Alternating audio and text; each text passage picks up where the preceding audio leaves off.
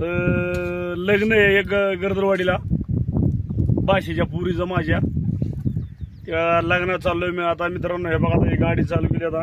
रामभाऊ लग्नाला यायचंय ना? हा जायचं ना लग्नाला. हा चला मग ही कथा या. तर लग्नाला जावंच लागेल. ते बकरी बिकरी कशी काय जाते का बकऱ्या खाली?